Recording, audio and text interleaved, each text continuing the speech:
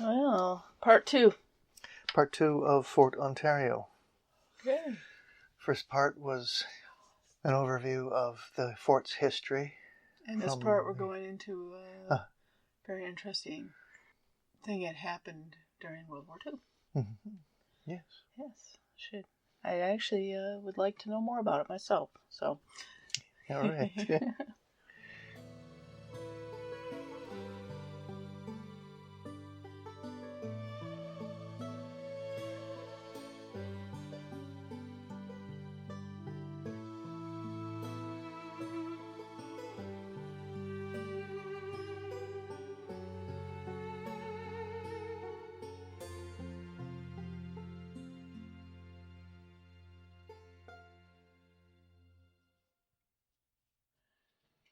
Welcome to Under 3 Upstate. My name is Mari. And I'm Matthew. And the cat making noise behind us is producer Honey. Mm-hmm. So, you hear anything, it's her.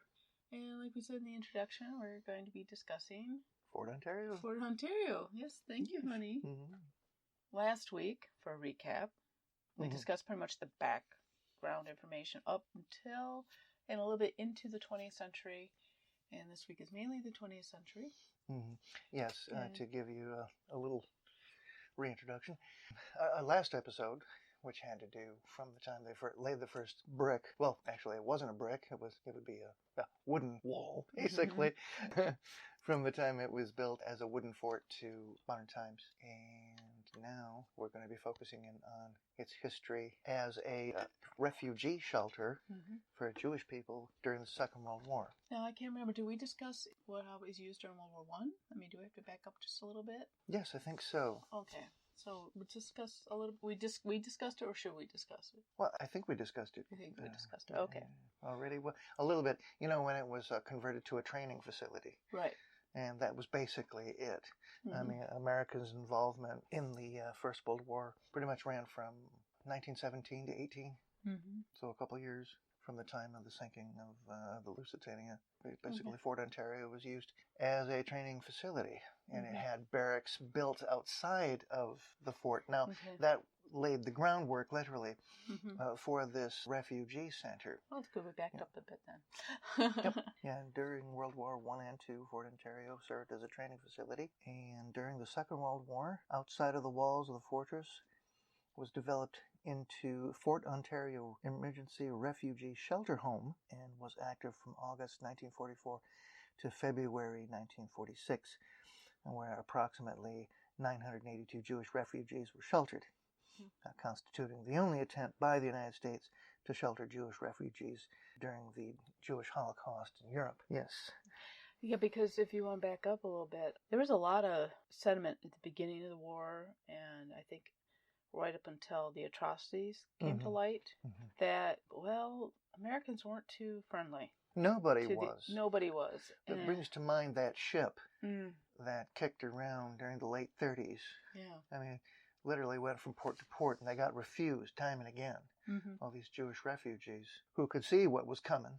Right. And wanted to get out of there. And wanted to get out of Europe before all the conflict began. And so then, you know, at the beginning of World War II, even when we were active in it after Pearl Harbor, there was still this, not as bad sentiment, but it was still there. I mean, prior to Pearl Harbor, there was a lot of, like, we are not getting involved at all. It was seen as a European problem. Yeah. The entire conflict. The problem with the Japanese, you know, with all their military activities, taking over all the territory that they were invading, rolling up country after country. It was seen as a Pacific conflict, you know, and nothing to get involved in because everybody did remember what went on during the First World War and how bad it was just between the period of 1917 and 1918 and how bad everything was. All the reports, all the news reports, photographs, stories, people coming back who were injured in that war and coming back with their stories. And after the war, when people came back home with their stories of all the devastation and basically all the death, nobody wanted to go through that again. And when trouble stirred up again, you know, in 1932, when the trouble began brewing again, with the annexing of the Sudetenland, then leading up to the invasion of Poland in 1939. Yes, it wasn't until Pearl Harbor, which, by the way, was today's yesterday. the 8th, yes? Yeah, yesterday was the anniversary, yes, it was. As we're recording this, yes. Yes, we're recording this, yes. It is the 8th of December, and yesterday was the 7th, which was the anniversary of the attack on Pearl Harbor, which ultimately got us into the war. And so when all these Jewish refugees started coming over, America needed a place to house them. And so they came up with the Fort Ontario Emergency Refugee Shelter. But that wasn't until 1944. I mean, that wasn't until very late in the war. Yeah, that's true. Yeah. We only had like a couple more years left in the war. Of course, we didn't know at the time. Yeah. Exactly. And the full horrors that met the liberating GIs hadn't come to light yet. Right. They were just rumors at this point.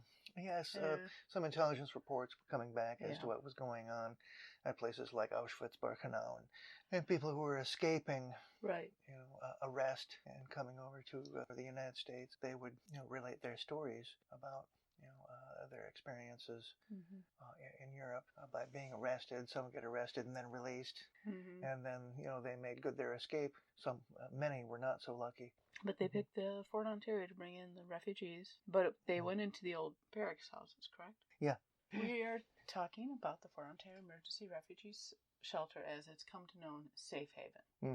And the history of that. It's an interesting thing. I will say, if you go on to the SUNY Oswego website and look up Safe Haven, they actually have a page dedicated to oral history interviews of people who had been at the camp. There's videos in there. I highly recommend anyone to listen to them. We'll go into, and if you want to go much more in depth, there's a good place to start. Yeah, there's multiple people interviewed. Yes. For the 50th reunion. Yes, which happened in 1994. Yes, to raise awareness of the situation and how they got there. Let's go into that. Yeah. Southern Italy was liberated. Right. And this is 1944. 44. Okay. The first concentration camps were being liberated. Okay. And if you didn't know, they had concentration camps set up in southern Italy. Yeah. And so as these were being liberated, it was decided, President Roosevelt decided to bring over refugees from southern Italy, from the camps, over to America and set them up at the refugee site in Ontario. The problem was, I just want to interject, is they never established an immigrant status for these people. That's right. I want to keep this in mind while you're listening. Officially, they had no immigrant status. They were basically guests of the country, but had no rights in the country. It's which is really a gray area. It's really touchy. It was an enormous gray area. But keep that in mind as we talk about it, because that did cause issues. That nobody in the government said, "Hey, okay, no, they're these type of immigrants. They're basically, we're going to give you a place to stay." Yeah, exactly. And that's pretty much all they promised them. Despite the fact whether or not they had relatives in the United States or friends that they could stay with. Yeah, they couldn't do that. They couldn't even visit them. And one of the persons interviewed said, on the 50th anniversary interviews, said that one of the reasons why she thinks that her family was selected for this is because they had friends and family who had already immigrated to the United States before the war. Right. And so this would make it easier for them to integrate into American society after the war. There was some criteria. It was mainly, they wanted families, mainly children. But they were also looking, they didn't want any military-aged men in there, single military-aged men. But they were looking for people with skills to help out at the shelter. Yes. So if you were a doctor or whatever, they would, or maybe a construction worker, they would give you priority. But it seems like those were the arbitrary choices. I mean, and they had to. Yeah. They had to make these choices quickly. Yes. They did. As things progressed apace. These were mainly Jewish refugees. There were Russian Orthodox in there. There were Catholics in there. So it wasn't just Jewish refugees, but these were all people who had been affected by the Nazis. Yeah, and had been, most of them had been in concentration camps. Yeah, labeled by them as undesirables. Didn't matter if you were Jewish or not. The majority were, but if you weren't in lockstep with, the views of the regime at the time, you were. And I did notice if you criticized them, you wound up in the camps. I did notice as we were going through the interviews that a lot of them came from Yugoslavia. A lot of them did. There were a few Germans, I noticed, but a lot of them. Italians, too. Italians, yeah, well, they were being freed from the Italian concentration camps. Yeah, and if anybody tries to tell you that there weren't concentration camps in Italy during the Second World War, there were. But remember, this is the only refugee camp that was established. And like I said, Roosevelt and the government never gave these people any legal status. They were just guests. Well, and you hear these stories. I'm sorry, I'm taking over. Well, that's fine. Yes, please. Interject. You hear these stories about, they had to leave from Italy. She said it was it was July 1944. 1944, okay. Yeah. So they left Italy, but they came over on a ship that was for wounded soldiers. So it's very cramped. And they're taking the ship, and a lot of the stories we read, they didn't really talk about that. They just said, remembered it was very cramped, But as I read, they weren't really given any explanation of what's going to happen. So they pull into New York Harbor, see the Statue of Liberty, which you hear from a lot of them that was the sign they were here. But they weren't allowed to leave the ship right away because they had to take all the wounded soldiers off. And then they were... Okay, I don't know who organized this. Yeah. But in retrospect, what the hell? You're going to the showers and getting delousing. These are people who just were liberated from concentration camps, and that's the first thing you tell them they have to do? Yeah, the first. And then, it gets better. They get loaded on trains. Oh, no wonder some of them, there was that one guy who was like, he wasn't sure what the hell was going to happen.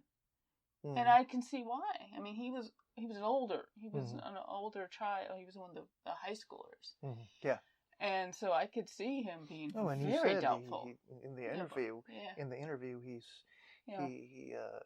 said how disappointed he was about the camp itself, the experience, getting brought over on this troop ship, having to stay on deck the whole time because of the cramped conditions. And then winding up at the camp that's surrounded by barbed wire. Yeah. Well, you could argue... in retrospect, somebody should have been a little more tactful of how they dealt with this. You have to, explaining. You have to stay in the ship. We have to get the wounded off first. It's a triage situation. Now... we're going to have you go to the showers and get cleaned up. There's delousing. You have to go through a medical examination. They weren't even explained. They were just marched through. And I think that was kind of the military attitude. But at the same time, looking back, because you just had somebody show up. Like a rabbi, like the majority of them were Jewish, like a rabbi from New York City just come in and explain. We have to follow these procedures. But no one thought of that. A new experience for everyone. Right. I mean, I can see, 2020 hindsight. That would have been a much better idea. But at the same token, once they get up to the safe haven, like I said, it did have barbed wire around it. Yeah. Well, when you consider, the barbed wire around, the purpose of the barbed wire in the first instance for the concentration camp was to keep people in. Right. This barbed wire was probably to keep people out. Out, yeah. But because we still had... Locked. Yeah, that's right. The gates were never locked in Ontario. Because, we even in 44, we still had hangers on for the Workers' Socialist Party here in America. So, so you never know. Once they get to the camp, they still got the barbed wire, but like one of them said, they get off the train, and the first place they go to is mess hall. And it's the first time in years she's seen fresh milk and butter and bread and cereal. All this good. One of them was talking about, there was this red thing in this bowl. And it would jiggle. And she had no idea what it was. And they had to explain to her. It's Jello. It was Jello. It's Knox Jello. It was probably Jello. Well, probably Jello. But one of the interviewees there told how her first stick of gum that she was given to by a GI on the ship. And he says, "Oh, here, have a stick of gum. Here, you chew it." And while she chews it up and swallows it. She never had chewing gum before, Yeah, so and I think the younger they were, the more excited they were about the place. Yeah. Because, they were still technically behind a chain link fence with barbed wire, but the same token, and they also couldn't, if they had relatives, the relatives couldn't come and see them. Yeah. Inside. No. So there was a lot of meeting at the fence and having meetings and conversations and passing food. There was even a bicycle passed over.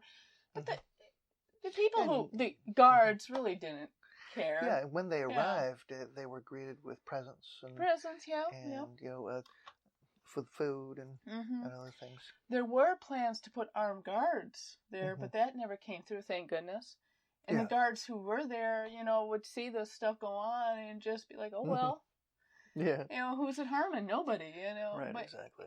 And the same token, they did have a lot of freedom, too, because a lot of the kids were invited to go to school in the public schools in Oswego. And that's right, yeah. A lot of them would have fond memories of the principal at the high school at that time. But that they liked the teachers. They liked the teachers.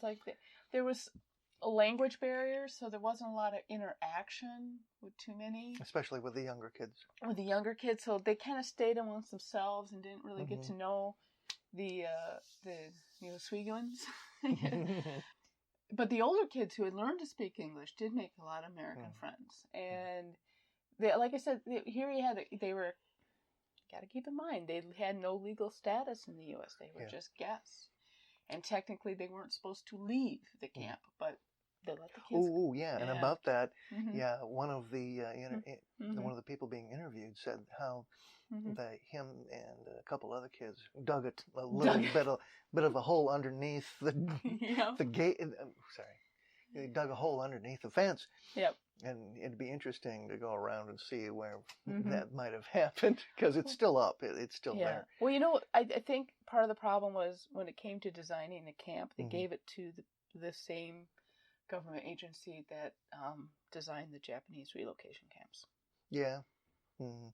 And, they weren't thinking of people's comforts or, how it would affect them. They just wanted to put them somewhere.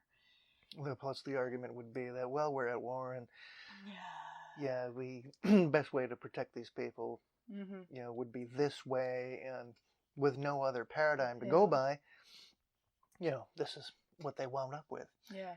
Yeah, and he's still, the man that was interviewed in the 50th anniversary spot, he still feels a twinge of disappointment at what he was greeted with.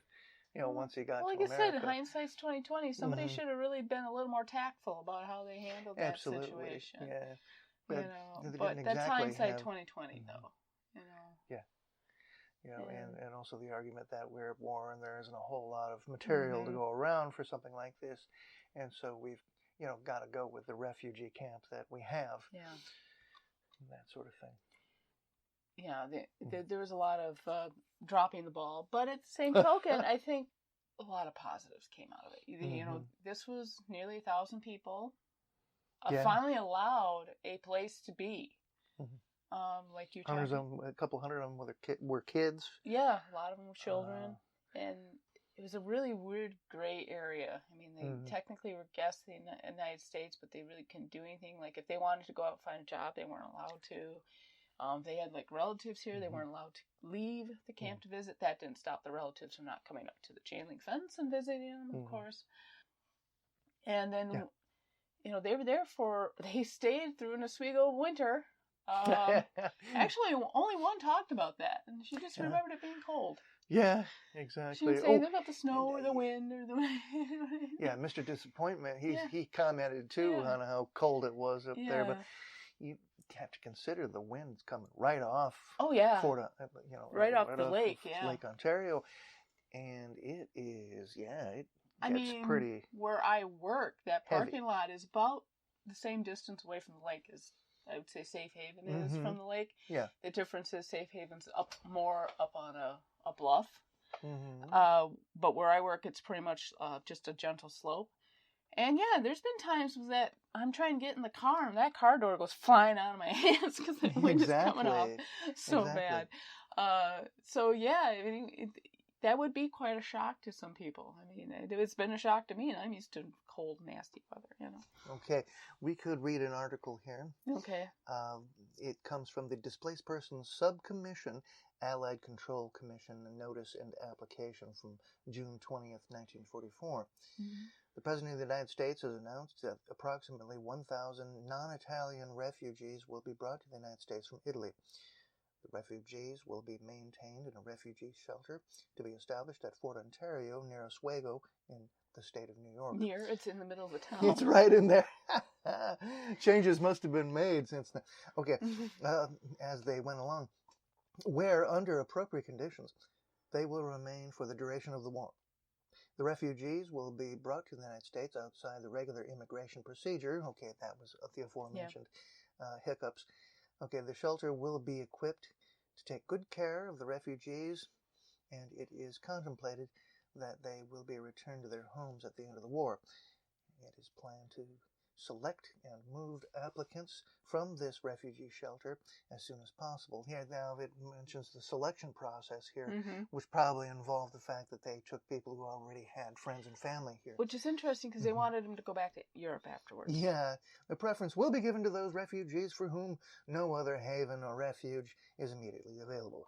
Therefore, if you desire to make application for admissions, please fill out the form below.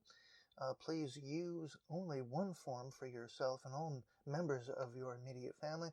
Notification of acceptance for movement will be given as quickly as possible after your applications have been received. Yeah. Now, that's what you would be given as a prospective refugee for this program. So that would have to have been translated into a few languages, German, Italian. As you said, some of those people came from Eastern Europe. Yugoslavia, a lot of them Yugoslavia. Yeah, so multiple languages. Multiple languages, multiple religions. Yeah, absolutely. Like here it states, this is out of Wikipedia, so I'm just going to give you the thing. The 982 refugees, 187 were under the age of 16. 116 were over the age of 60. The large majority were Jewish, while others were Roman Catholic, Protestant, Greek, and Russian Orthodox. There was a little tension inside because of all the differences there, but it was mainly children and families that was there. So. And as the war rolled on and more camps became liberated, they wound up with more people. Well, they just stuck with this original group. Okay. This was the only group that came over.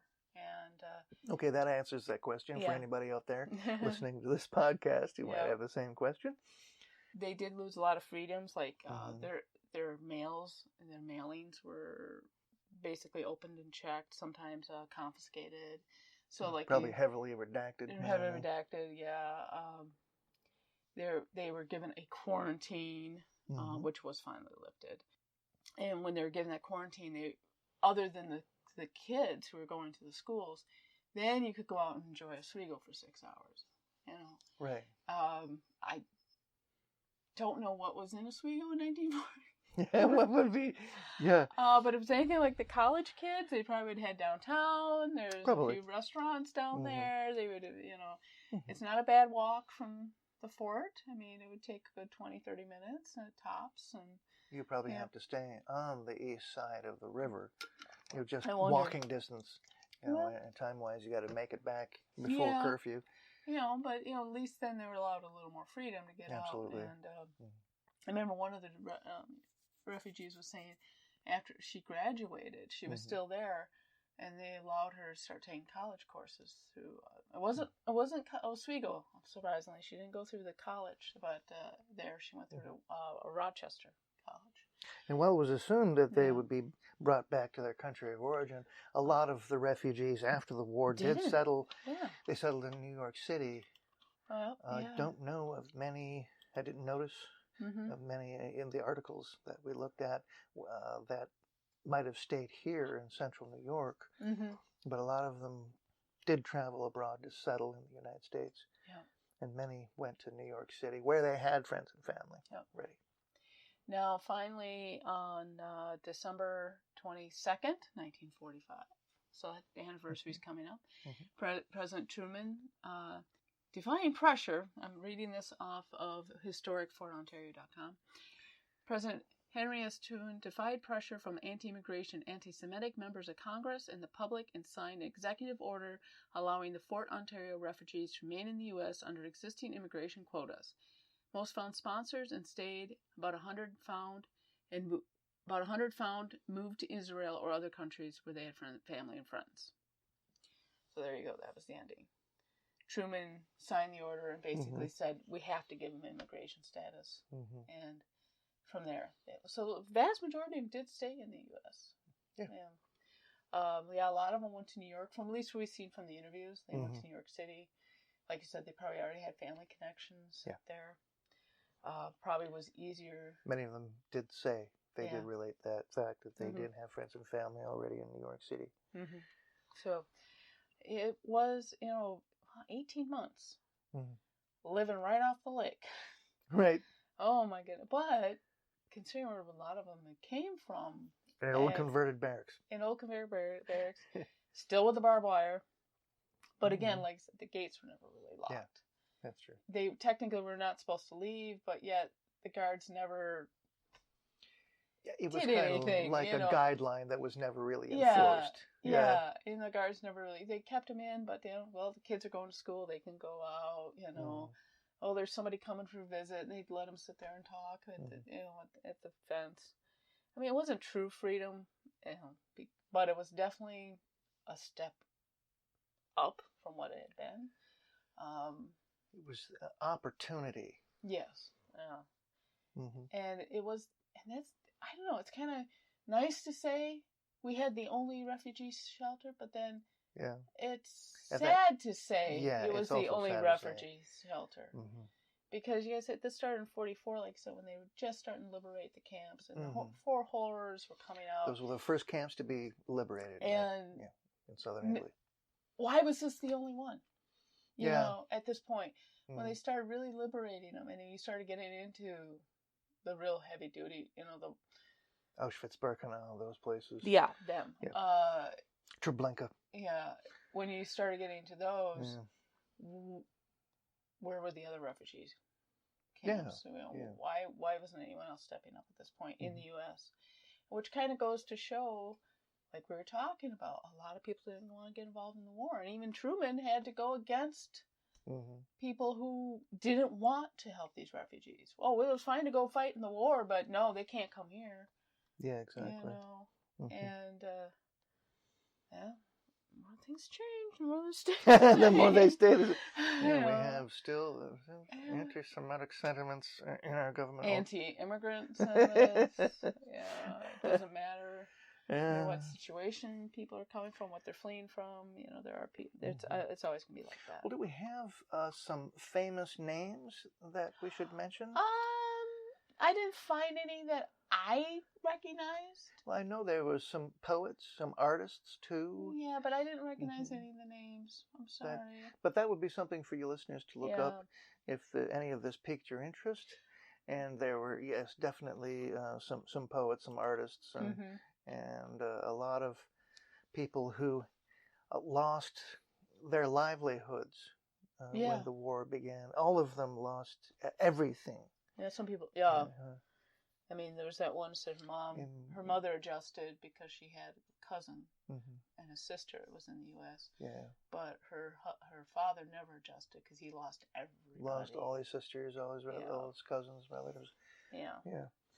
So, And he died like 10 years after the war. So, if you want to look into this a little more, there were, as for paranormal, yes, they've done some paranormal investigation there, but that fort has such a rich history. Are you sure that the ghosts you run into in the safe haven aren't related to the ghosts that we already talked about in our previous episode?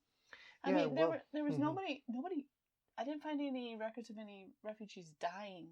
That's kind of why we had to separate this into two parts, because in the first part we do have ghosts. Yeah. All the way from the lieutenant to the what's his name? David. Yeah, right, David. Yeah. And so, if you remember, if you've been following our podcast as they go by. Yeah. And yes, that's another thing that separates it. That part of the fort. I know they've done. I know paranormal researchers have gone in there and done it, but why? There's nothing there except for the emotions, if you believe that. That would have been. Yeah, because nobody died there. Nobody died happily. There. The refugees. Nobody died at the refugee camp. I clarify that we found. I'm sure they would have stated it in one of the things. I'm sure they would. But if you want to read more about it, there's the Historic Fort Ontario website. If you go to the SUNY Oswego College website and go to the Penfield Library's webpage on there, there is a section just for the safe haven, and it has a lot of the audio and video interviews done with people who were refugees there. Very, very. Spent a couple hours just listening to stories. Very interesting. Absolutely, yeah. It's fascinating. And if you go to Fort Ontario itself, you can see the Safe Haven Museum. You can see the Safe Haven. Yeah, you'd be right there, right. And every year they do have. They do have a get together every year, and they just had one last year. And their surviving friends and family and relatives do show up during the commemoration and to keep the memory of this alive. Yes. Because it's a major part of the modern history of Fort Ontario. Yeah. And it's an interesting part, yes, like you said. So, and I guess we could say, producer Lloyd's getting a little anxious, but he won't come in. Says you're timing up. So that was part 2, as you can tell. This episode, last episode, were a little shorter, but we couldn't really do them all at one. So, and, the information behind this story, it's just chock-a-block. Oh, we could with stuff. This is one we could talk your ears off with Love Canal. Love Canal, we could turn into a whole podcast series. And I think Safe Haven's another one where if we really wanted to get in depth with it, could turn into a whole podcast series. If we were a larger podcast, we would have been able to do that. And if we wanted to go straight, because like I said, we try to give people places with ghosts and supernatural. And yes, Fort Ontario does have it, but I don't think any of the ghosts you see or you experience there come from the Safe Haven. Right? No. It's just not possible. But, what's on the agenda for next week? Let's see. Yes. I'm going to bring this up. And I think next week we are going to be talking about, I'm just verifying my own brain at this point. Okay. Hello, Lloyd.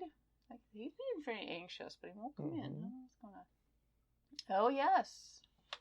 We are going to be talking about a town